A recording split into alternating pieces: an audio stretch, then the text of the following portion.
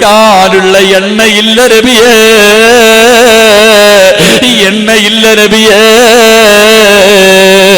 വിളക്കിലൊഴിക്കാൻ എണ്ണയില്ലാത്ത ഒരു വീടിനെ കുറിച്ച് ചിന്തിക്കുവോ?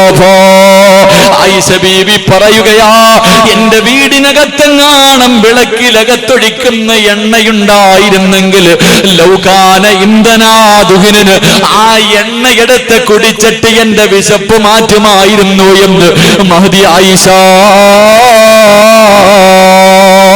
റസൂലുള്ളാഹി 63ാമത്തെ വയസ്സിൽ വഫാത്തായല്ലോ.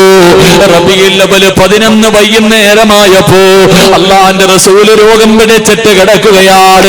പെട്ടെന്ന് ബോധം വന്നപ്പോ അവിടെ കിടന്ന് വിളിക്കുന്നു, ആയിഷ ആയിഷ ആയിഷ, ഒന്നടുത്തേക്ക് വരുവോ ആയിഷ.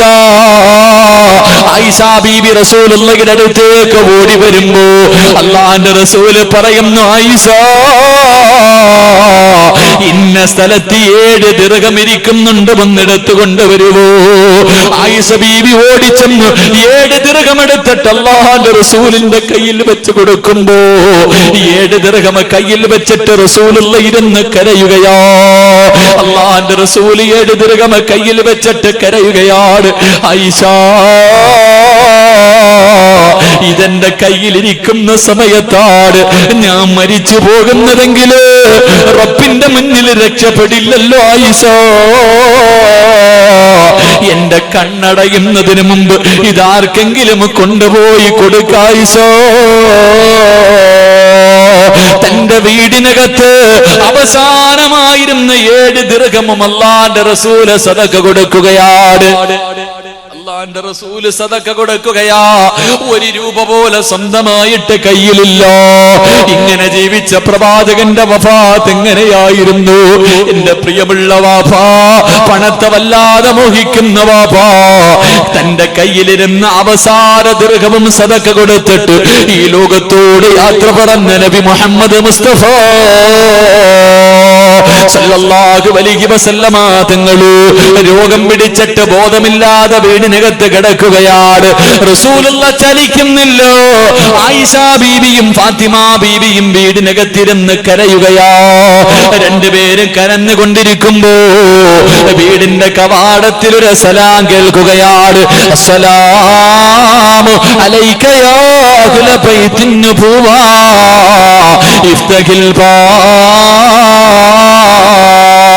അല്ലാഹുവിന്റെ പ്രവാചകന്റെ കുടുംബമേ, വന്ന് വാതിൽ തുറക്കുമോ. ഫാത്തിമ ബീവി വിളിച്ചു പറഞ്ഞു, എന്റെ ഉപ്പയ്ക്ക് സുഖമില്ല, രോഗമാണ്, സംസാരിക്കാൻ കഴിയില്ല, എന്റെ ഉപ്പയ്ക്ക് ഒട്ടും വയ്യ, നിങ്ങൾ പോയിട്ട് പിന്നെയും വരുവോ. കുറെ സമയം കഴിഞ്ഞ് പിന്നെയും സലാം പറയുകയാ. ഫാത്തിമ പടും ഇതുപോലെ വിളിച്ചു പറയുകയാ. മൂന്നാമതും വീടിന്റെ കവാടത്തിൽ അസ്സലാമു അലൈക യാ അഹ്ല ബൈത്തിൻ നുബുവ ഇഫ്തഹിൽ ബാബ്. അല്ലാഹുവിന്റെ റസൂല് ചോദിച്ചു, ഫാത്തിമ ആരാ മോളെ? സലാം പറയുന്നത് ആരാ മോള്? ഫാത്തിമ ബീവി റളിയല്ലാഹു തആല വീടിന്റെ കവാടത്തിലൂടെ നോക്കിയിട്ട് അവിടുന്ന് പറയുന്നു, വാപ്പാ, കണ്ടിട്ട് പേടി തോന്നുന്നു വാപ്പാ, ഇന്ന് വരെ ഈ മനുഷ്യനെ ഞാൻ കണ്ടിട്ടില്ല വാപ്പാ, ഈ മദീനക്കാരനല്ല വാപ്പാ. അല്ലാഹുവിന്റെ റസൂല് പറഞ്ഞു, വാതിൽ തുറക്ക് ഫാത്തിമ, വാതിൽ തുറക്ക് ഫാത്തിമ.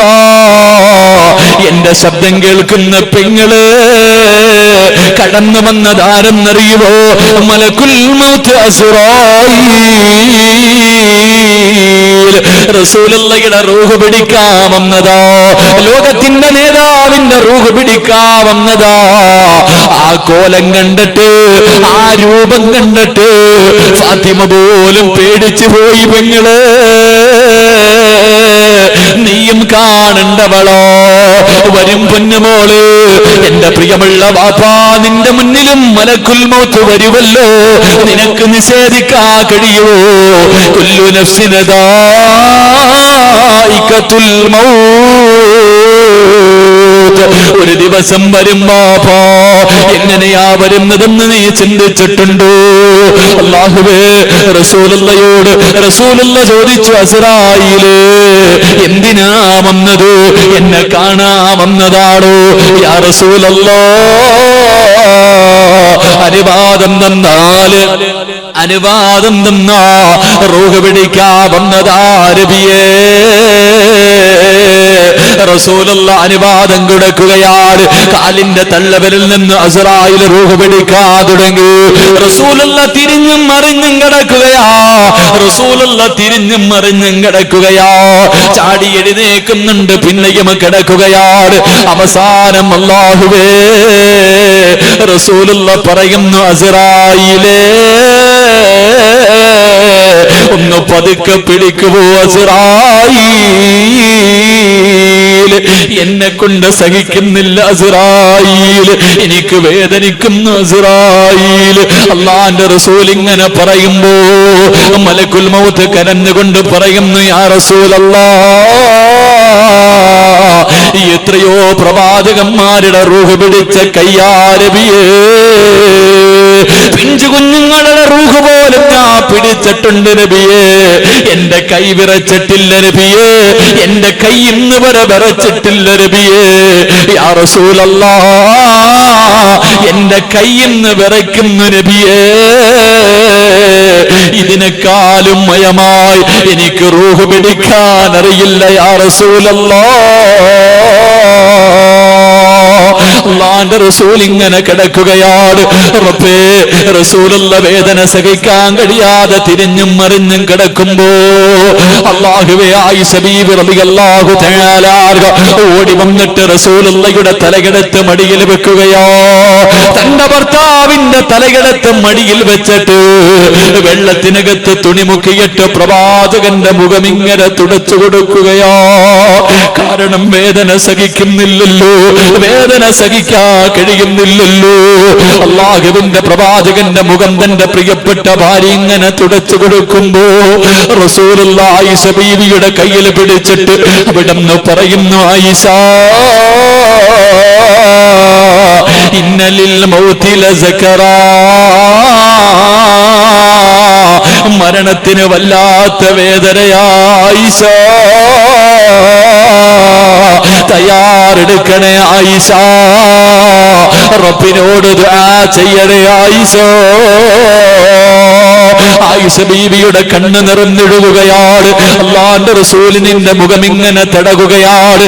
എന്റെ പ്രിയമുള്ളവരെ, ആ സമയമുണ്ടല്ലോ അല്ലാഹുവിന്റെ പ്രവാചകന് സല്ലല്ലാഹു അലൈഹി വസല്ലമ തങ്ങള് പടച്ചവരെ അവസാനം അരവട റൂഹ് പിടിച്ചു. പ്രവാചകൻ എഴുന്നേറ്റിട്ട് ആയിഷ ബീവിയുടെ നെഞ്ചിൽ ഇങ്ങനെ ചാരിയിരിക്കുകയാ. തന്റെ പ്രിയപ്പെട്ട ഭാര്യയുടെ നെഞ്ചിലേക്ക് അല്ലാഹുവിന്റെ റസൂൽ ചാരിയിരിക്കുകയാണ്. എത്ര വലിയ ഭാഗ്യമുള്ളവളോ, എത്ര വലിയ ഭാഗ്യമുള്ളവളാ ആയിഷ. അല്ലാഹുവേ, റസൂലുള്ള ആയിഷ ബീവിയുടെ നെഞ്ചിൽ ഇങ്ങനെ ചാരിയിരിക്കുമ്പോ ആ സമയത്ത് ആയിഷ ബീവിയുടെ സഹോദരൻ അബ്ദുറഹ്മാൻ എന്ന് പറയുന്ന സഹാബി കടന്നു വരികയാണ്. റസൂലുള്ള ആയിഷയുടെ മുഖത്ത് നോക്കി ആ സഹാബിയുടെ കയ്യിലേക്ക് നോക്കുകയാ. ആയിഷയ്ക്ക് കാര്യം മനസ്സിലായി. അല്ലാഹുവേ, ആ സഹാബിയുടെ കയ്യിലിരുന്ന മിസ്വാക്ക് എടുത്തിട്ട് അല്ലാഹുവിന്റെ റസൂലിന്റെ കയ്യിൽ വെച്ച് കൊടുത്തു. പക്ഷേ പ്രവാചകന്റെ കൈ പൊങ്ങുന്നില്ല. ആയിഷ ബീവി റളിയല്ലാഹു തആല ആ മിസ്വാക്ക് എടുത്ത് തന്റെ പല്ലിൽ വെച്ചിട്ട് ചവയ്ക്കുകയാ. മിസ്വാക്ക് പല്ലിൽ വെച്ച് ചവച്ചിട്ട് തന്റെ പ്രിയപ്പെട്ട ഭർത്താവ്, എന്റെ പ്രിയമുള്ള പെങ്ങളെ, റസൂലുള്ള മരിക്കുന്ന സമയത്ത്, റസൂലുള്ള വഫാത്താകുന്ന സമയത്ത് ആയിഷയ്ക്ക് 18 വയസ്സാ പെങ്ങളെ. 18 വയസ്സുള്ള പ്രിയപ്പെട്ട ഭാര്യ തന്റെ ഭർത്താവിനെ നെഞ്ചിലേക്ക് ഇങ്ങനെ ചേർത്ത് വെച്ചിട്ട് തന്റെ വായിക്കകത്ത് വെച്ച് ചവച്ച മിസ്വാക്ക് എടുത്തിട്ട് ഉമ്മ കുഞ്ഞുങ്ങളുടെ പല്ല് തേച്ചു കൊടുക്കുന്നത് പോലെ, ഉമ്മ കുഞ്ഞുങ്ങളുടെ പല്ല് തേച്ചു കൊടുക്കുന്നത് പോലെ തന്റെ ഭർത്താവിനെ മാറിടത്തിൽ ഇങ്ങനെ ചേർത്ത് വെച്ചിട്ട് മഹദി ആയിഷ 18 വയസ്സുകാരി പല്ല് തേച്ച് കൊടുത്തു. റസൂലുള്ളാഹിയുടെ വായിക്കകത്ത് അവസാനം പോയത് സംസം വെള്ളമല്ല, ആയിഷാ ബീവിയുടെ ഉമ്മുനീരായിരുന്നു. ആയിഷാ ബീവിയുടെ ഉമ്മുനീരായിരുന്നു. എന്റെ പ്രിയമുള്ള പെങ്ങള്, അള്ളാന്റെ റസൂൽ ഇങ്ങനെ ആയിഷ ബീവിയുടെ നെഞ്ചിൽ ഇങ്ങനെ ചാരിയിരിക്കുമ്പോ ഒരു സഹാബി വീട്ടിലേക്ക് കയറി വരികയാണ്. റസൂലുള്ളാഹിയുടെ വീട്ടിലേക്ക് മഹാനായ ഉസാമ, അള്ളാന്റെ റസൂലിന്റെ വളർത്തുമകനോ, അള്ളാന്റെ റസൂലിന്റെ വളർത്തുമകനോ വീടിനകത്തേക്ക് കയറി വരുമ്പോ അള്ളാന്റെ റസൂൽ ചെറുതായിട്ട് തന്റെ കൈ ഇങ്ങനെ ഉയർത്തിയിട്ട് അവിടെ നാങ്ങി കാണിച്ചു, ഉസാമ വാപ്പയ്ക്ക് വേണ്ടിയൊന്ന് ദുആ ചെയ്യുമോരേ, മരണവേദന ഉപ്പാല് സഹിക്കാൻ കഴിയുന്നില്ല മോരേ. ആരാ പറഞ്ഞത്? റസൂലുള്ളാഹിയാ പറഞ്ഞത്. പാതിരാത്രി ഒരുമിച്ച് കൂടി എന്റെ പ്രിയമുള്ളവരോട് നമ്മളും മരിക്കേണ്ടവനല്ലേ? അല്ലാഹുവേ, മരണവേദന സഹിക്കാൻ കഴിയാതെ മലമൂത്ര വിസർജനം നടത്തിയ മയ്യത്ത് കുളിപ്പിക്കുന്നവര് നമ്മളും പോകേണ്ടവരാ. റസൂലുള്ള പോലും മരണവേദന സഹിക്കാൻ കഴിയാതെ കരഞ്ഞു പോയതെങ്കിൽ അല്ലാഹുവിന്റെ പരിശുദ്ധമായ ഖുർആനിലെ ഒരു ആയത്ത് പോലും, ഒരു സൂറത്ത് പോലും ഓരാ മനസ്സില്ലാത്തവരെ നിന്റെ മരണം എങ്ങനെയാവൂര്? ജീവിതത്തിലെ ചെയ്തത് മുഴുവനും മറന്നു. ഇന്നത്തെ ഒരു ദിവസത്തെ കണക്കടക്ക് ചെറുപ്പക്കാരാ, ഇന്നുറക്കത്തിൽ നിന്ന് എഴുന്നേറ്റത് മുതൽ ഈ സ്വർഗത്തിലിരിക്കുന്ന ഈ സെക്കൻഡ് വരെ ഒന്ന് എന്നടാ, എത്ര കോടിക്കണക്കിന് പാപം ചെയ്തവരാ. കണ്ണുകൊണ്ട് കണ്ടത് പാപമല്ലോ, ചെവി കൊണ്ട് കേട്ടത് പാപമല്ലോ, നാവ് കൊണ്ട് പറഞ്ഞത് പാപമല്ലോ, കൈ കൊണ്ട് പിടിച്ചത് പാപമല്ലോ, കാലുകൊണ്ട് നടന്നത് പാപത്തിലേക്കല്ലോ, ഹൃദയം കൊണ്ട് ചിന്തിച്ചത് പോലെ പാപമല്ലോ. ഇന്നത്തെ ഒരു ദിവസത്തെ കോടാനുകോടി പാപം ചെയ്ത ജാരം നിങ്ങൾ ഇന്ന് രാത്രി എങ്ങാടം മരിച്ചുപോയോ? ഉറപ്പേ ചിന്തിക്കുവാ.